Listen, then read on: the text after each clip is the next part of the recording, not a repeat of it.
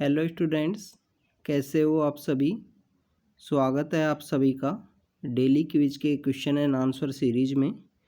तो स्टूडेंट्स, ये हमारा 10 नवंबर का क्विज का लेक्चर है और बेसिकली इसको अगर लेट अप हम अपलोड कर रहे हैं तो उसके बिहाइंड में कुछ हेल्थ के रीजंस हैं।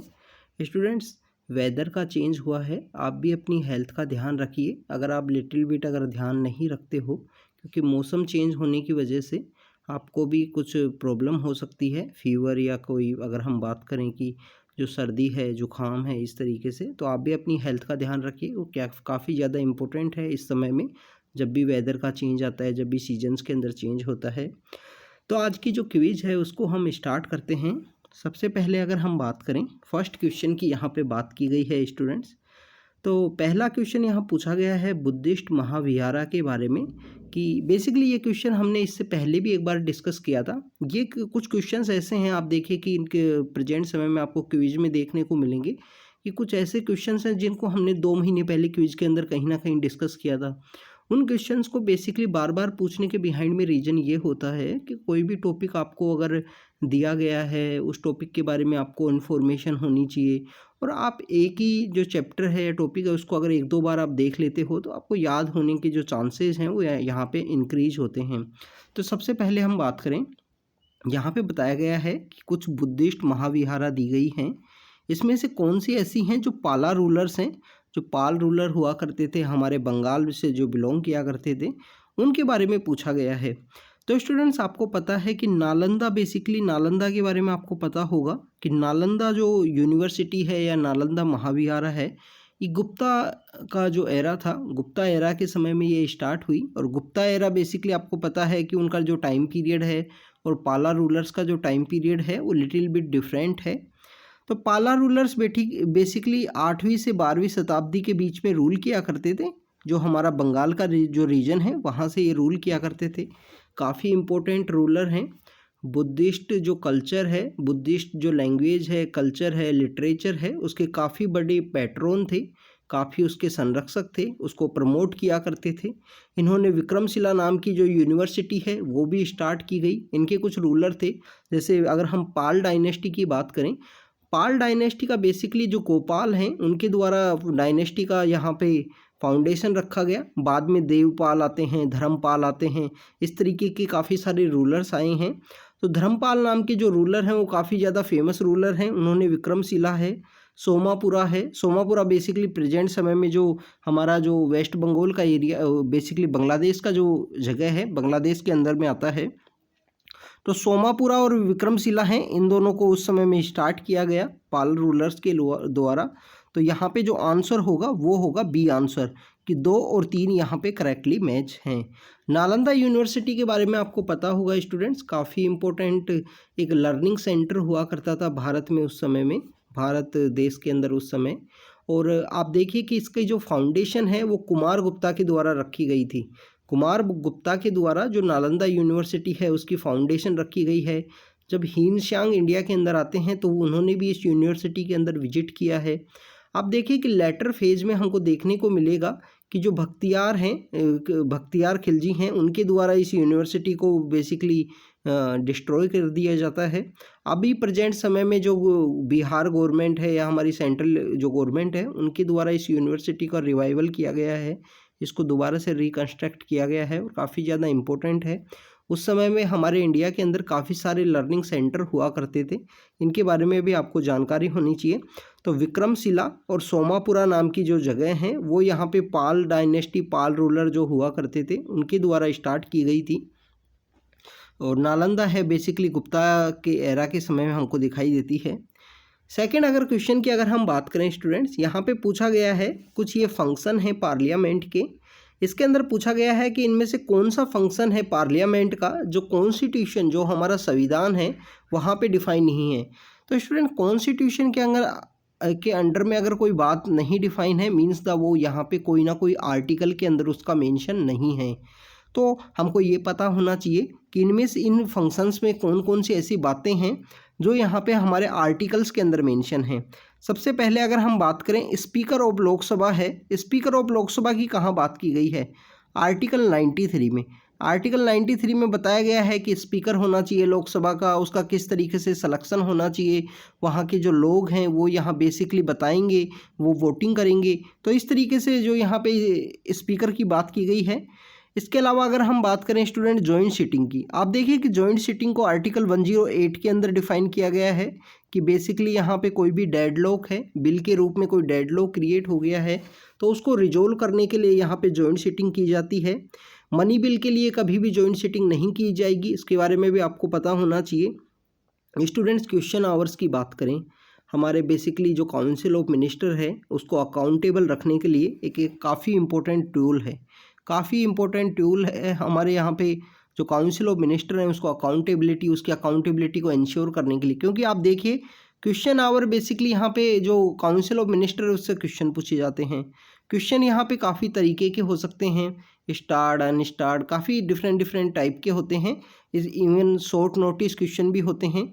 आंसर इसके अंदर मिनिस्टर को कभी ओरली देना होता है, कभी रिटर्न में आंसर देना होता है। इस तरीके से मिनिस्टर यहाँ पे अकाउंटेबल है कि जो आंसर देने के लिए। और स्टूडेंट्स इनका बेसिकली आपको टाइम पीरियड देखने को मिलेगा। टाइम पीरियड किस तरीके से, आप ऐसे नहीं है कि कोई भी दिन किसी भी मिनिस्टर को यहाँ पे क्वेश्चन पूछ सकते हो, इनका टाइम पीरियड होता है। जैसे आप देखिए कि मंडे को इन्होंने जो 2 या 3 मिनिस्ट्री हैं वो रखी हैं, जैसे एग्रीकल्चर है, साइंस एंड टेक हुआ, या कोई भी दूसरी मिनिस्ट्री वो रख ली जाती है, तो उस दिन उसी तरीके से क्वेश्चंस पूछे जाते हैं। तो बेसिकली जो क्वेश्चन आवर है वो डील करता है यहाँ पे जो हमारे पार्लियामेंट के जो रूल्स एंड रेगुलेशन हैं उनके अकॉर्डिंग, और ये कॉन्स्टिट्यूशन के अंदर नहीं डिफाइन है। क्वेश्चन आवर इवन काफ़ी जो कॉन्स्टिट्यूशन का यहाँ पे इनेक्टमेंट और कमेंसमेंट होता है उसके काफ़ी दिन बाद में हमारी लोकसभा की जो प्रोसीडिंग्स है उनके अंदर में ऐड किया गया। वो यहाँ पे हमारे काउंसिल ऑफ मिनिस्टर को बेसिकली अकाउंटेबल रखने के लिए काफ़ी अच्छा टूल है। तो यहाँ पे जो आंसर होगा वो होगा ए आंसर, कि पार्लियामेंट में बेसिकली क्वेश्चन आवर है वो कॉन्स्टिट्यूशन के अंदर नहीं डिफाइन है, पार्लियामेंट के फंक्शंस के अंदर में। स्पीकर का 93 के अंदर बताया गया है, जॉइंट सीटिंग 108 के अंदर बताई गई है। तो आप यहाँ पे एक क्वेश्चन का आंसर देना। हमारे देश के अंदर में, हमारे कंट्री में पहली भारतीय संसद के अंदर, इंडियन पार्लियामेंट में वुमेन स्पीकर कौन थी, और उनको बेसिकली ऐड किया गया, कब उनको मतलब जो स्पीकर है वो बनाया गया, कौन से टाइम पीरियड में। पहली महिला जो स्पीकर हैं लोकसभा के अंदर में, उनके बारे में आप ज़रूर बताना। स्टूडेंट्स इसके लिए आपको एक हिंट भी देते हैं। बेसिकली आपने सुना होगा शेरशाह सूरी के बारे में मेडिवल इंडिया में। तो शेरशाह सूरी बेसिकली सासाराम जो बिहार है वहाँ से बिलोंग किया करते थे। सासाराम से ही लोकसभा कॉन्स्टिट्यूएंसी से ये इलेक्शन लड़ते हैं, और ये हमारे जो बेसिकली पहला जो इंटरिम गवर्नमेंट बनती है, पहला जो कैबिनेट बना था उस समय में, जिन पर्सनैलिटी ने उस समय में जो लेबर का जो पोर्टफोलियो है वो होल्ड किया था, उन्हीं की ये बेटी हैं जिन्होंने पहली महिला स्पीकर होने का जिनको जो टाइटल है वो मिला है। तो यहाँ पे आप कमेंट सेक्शन के अंदर ज़रूर बताना, गूगल कर लेना, ये लिटिल बिट इन्फॉर्मेशन आपको पता होना चाहिए। सुमित्रा महाजन को भी 2014 में महिला स्पीकर थे, बट वो सेकंड महिला स्पीकर हैं जो लोकसभा के अंदर बनती हैं, और वो इंदौर की कॉन्स्टिट्यूएंसी से इलेक्ट होकर आया करते थे उस समय में। स्टूडेंट्स नेक्स्ट क्वेश्चन की तरफ मूव करते हैं। Next question is about the zonal council. Zonal council basically क्या होती हैं, हमारे जो कंट्री हैं इनमें जो स्टेट्स के जो ग्रुप हैं, इनको 2-3 स्टेट्स को एक ग्रुप में डिवाइड किया गया, उनको ऐड किया गया एक ग्रुप में, और 3-4 ग्रुप्स बनाए गए हैं, जोन्स बनाए गए हैं, 4-5 स्टेट आते हैं उनकी बेसिकली कोई बातें हों, कोऑपरेशन एंड कोऑर्डिनेशन को इस्टेब्लिश करने के लिए कोऑपरेटिव फेडरलिज्म का काफ़ी अच्छा एक टूल है। सबसे पहले हमको जोनल काउंसिल के बारे में पता होना चाहिए। The council were created on the recommendation of state reorganisation commission headed by the Fazal Ali. तो आपको पता है कि जो जोनल काउंसिल हैं वो 7th कॉन्स्टिट्यूशन अमेंडमेंट एक्ट आया था 1956 के समय में। 1956 के समय में जो 7th कॉन्स्टिट्यूशन अमेंडमेंट एक्ट आया उसके बाद में क्रिएट की गई हैं। आप देखिए कि ये जो बेसिकली फजल अली हैं, एस के धर हैं, ये तो कमीशंस हुआ करते थे, इनकी रिकमेंडेशन के ऊपर यहाँ पे जो जोनल काउंसिल हैं वो क्रिएट नहीं की गई हैं। ये 7th कॉन्स्टिट्यूशन अमेंडमेंट एक्ट आता है। स्टूडेंट्स ये basically India and it's union की जो जर्नी है इसके बारे में हमने देखा है कि पहले कैसे जो स्टेट्स हैं वो यहाँ पे 4 हिस्सों में डिवाइड होते थे, A, B, C और D के अंदर में। फिर यहाँ पे लिंग्विस्टिक बेसिस पे जो डिमांड है वो इंक्रीज होती है। पोटी श्री मालू नाम के एक पर्सनैलिटी होते हैं जो आंध्र प्रदेश की डिमांड करते हैं लिंग्विस्टिक बेसिस पे, क्योंकि जो आंध्र प्रदेश हैं वहाँ पे जो लैंग्वेज बोली जाती है और जो तमिलनाडु के अंदर जो लैंग्वेज बोली जाती है, तो तमिल एंड तेलुगु के जो लोग हैं वो आपस में यहाँ पे डिफ्रेंशिएट है, लैंग्वेज अलग है, तो इस वजह से यहाँ डिमांड की जाती है सेपरेट स्टेट की। तो पहले एस के धर नाम की एक कमेटी बनती है, एस के धर का जो कमेटी है वो बताती है कि 1 लैंग्वेज 1 स्टेट नहीं कर सकते, क्योंकि आप देखें कि कंट्री के अंदर हर एक 8 किलोमीटर 10 किलोमीटर में जो डायलेक्ट है, जो लैंग्वेज बोलने का डायलेक्ट है वो ही चेंज होता है। आप चाहे दिल्ली के अंदर देख लीजिए, इवन आप दिल्ली के अंदर भी आप नोटिस करोगे ना, दिल्ली ईस्टर्न दिल्ली के अंदर जो लैंग्वेज है वो ब्रज का उसके साथ में कल्चर है, ब्रज के साथ में मैच है। सदर्न दिल्ली जो गुड़गांव के साथ में जो टच होती है उसके अगर हम बात करेंगे तो वहाँ पे जो बेसिकली आपको गुड़गांव की तरफ की जो लैंग्वेज है वो दिखाई देगी। इसके अलावा कुछ एरियाज़ में जो देश वाली लैंग्वेज है वो बोली जाती है दिल्ली के अंदर। तो इस तरीके से जो डायलेक्ट है वो ही यहाँ पे चेंज होता है। तो यहाँ वो लैंग्वेज बेसिस पे स्टेट्स नहीं क्रिएट हो सकते। लैंग्वेज बेसिस पे क्रिएट्स करोगे तो छोटे छोटे स्टेट क्रिएट होंगे और यहाँ पे जो यूनिटी है, जो यूनिटी एंड इंटीग्रिटी है देश की, वो यहाँ पे काफ़ी ज़्यादा डेंजर में आ जाएगी। तो इसी वजह से स्टेट्स नहीं क्रिएट किए गए। फिर उसके बाद में एक कांग्रेस के द्वारा एक कमेटी बनाई जाती है, JVP कमेटी। उस समय में कांग्रेस ही एक पार्टी हुआ करती थी, मेनली पावर में वही थी। तो जवाहरलाल नेहरू, वल्लभ भाई पटेल और पट्टाभी सीतारामैया नाम के जो पर्सनैलिटीज़ हैं उनके द्वारा एक यहाँ पे कमेटी बनती है। इन्होंने भी 1 लैंग्वेज 1 स्टेट को यहाँ पे डिक्लाइन करते हैं कि एक लैंग्वेज की बेसिस पे आप स्टेट्स नहीं क्रिएट कर सकते। इसके बाद में फजल अली कमेटी आती है, इन्होंने भी 1 लैंग्वेज 1 स्टेट को माना, बट यहाँ पे एक बात बोली गई कि अगर एडमिनिस्ट्रेटिव कन्वीनियंस के लिए आपको स्टेट्स को क्रिएट करना है तो आप कर सकते हो, बट 1 लैंग्वेज 1 स्टेट को नहीं कर सकते। बेसिकली इसके बाद में आप देखिए कि आंध्र प्रदेश, जो आंध्र प्रदेश नाम का जो स्टेट है वो क्रिएट हो चुका था उस समय में, क्योंकि उनकी डेथ हो जाती है पोटी श्री मालू। ऐसे ही आप देखिए कि उन्होंने काफ़ी दिन का स्ट्राइक किया था, काफ़ी दिन का हंगर स्ट्राइक रहता है। ऐसा ही हमको एक हिस्ट्री के अंदर भी एक जतिन दास हैं, उनके बारे में भी जानकारी मिलती है कि 56 डेज के अराउंड उनका जो स्ट्राइक करते हैं, खाना वाना नहीं खाते हैं। इसके अलावा स्टूडेंट्स आप देखिए कि इसके बाद में जो स्टेट्स का जो यहाँ पे रीऑर्गेनाइजेशन होता है 7th कॉन्स्टिट्यूशन अमेंडमेंट एक्ट के थ्रू, और यहाँ पे 14 स्टेट और 6 UT उस समय में इंडिया के होते हैं। अगर हम प्रेजेंट की जो जर्नी है और उस समय के जो स्टेट्स है उनकी जर्नी के बारे में देखें तो ये काफ़ी डिफरेंट है। गुजरात अलग से स्टेट बनता है, बॉम्बे स्टेट का जो बाइफर्केशन होता है, संयुक्त महाराष्ट्र मूवमेंट, फिर पंजाब के अंदर में पंजाबी सूबा मूवमेंट जो मास्टर तारा सिंह की लीडरशिप में चलता है। डॉक्टर फीजो नागालैंड के अंदर होते हैं 1963 के समय में, तो डॉक्टर फीजो का उस समय में नागालैंड के लिए मूवमेंट। तो इस तरीके के काफ़ी सारे जो मूवमेंट्स हैं वो देखने को मिलते हैं। इससे स्टेट्स का रीऑर्गेनाइजेशन होता है। इसके बारे में हमने जो पॉलिटी की क्लासेज हैं वहाँ पे इनको कवर किया है। तो जोनल काउंसिल जब 7th कॉन्स्टिट्यूशन अमेंडमेंट एक्ट के बाद से क्रिएट की गई थी, तो बेसिकली फजल अली कमीशन के बारे में नहीं की गई हैं। जो यूनियन होम मिनिस्टर हैं, जिनको सेंट्रल होम मिनिस्टर भी बोला जाता है, वही जोनल काउंसिल को हेड करते हैं जब भी इसकी मीटिंग होती है। इसके साथ में वहाँ पे रोटेशन बेसिस पे जो भी यहाँ स्टेट्स बिलोंग करते हैं उनके चीफ मिनिस्टर, या वहाँ पे अगर रूल जो गवर्नर का रूल है, प्रेसिडेंट का रूल है, तो उस समय में वहाँ पे जो गवर्नर हैं वो प्रेजेंट होंगे। इसके अलावा वहाँ के मिनिस्टर्स भी हैं, कुछ लोग वहाँ पे प्रेजेंट होते हैं मीटिंग के अंदर में। और कोऑपरेटिव फेडरलिज्म के लिए काफ़ी अच्छा टूल है। तो सेकंड ऑप्शन ओनली करेक्ट है, फर्स्ट ऑप्शन करेक्ट नहीं है। फजल अली नहीं है, 7th कॉन्स्टिट्यूशन अमेंडमेंट एक्ट यहाँ पे राइट आंसर है। स्टूडेंट्स अगर हम बात करें नेक्स्ट क्वेश्चन की, next question is about the western cordillera जो माउंटेन रेंज है उसके बारे में पूछा गया है, कौन से कॉन्टिनेंट के अंदर गिरती हैं।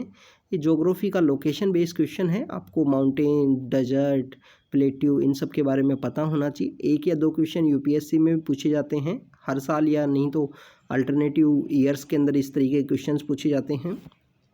तो इसके लिए सबसे बेस्ट यही है, जब भी आप कैसे भी इन सब चीज़ों को जब रीड करो कि कौन सी माउंटेन रेंज कहाँ पे है, तो इनका अपने एटलास के अंदर प्रैक्टिस ज़रूर कीजिए। प्रैक्टिस करने से आपको अच्छे से याद होगा।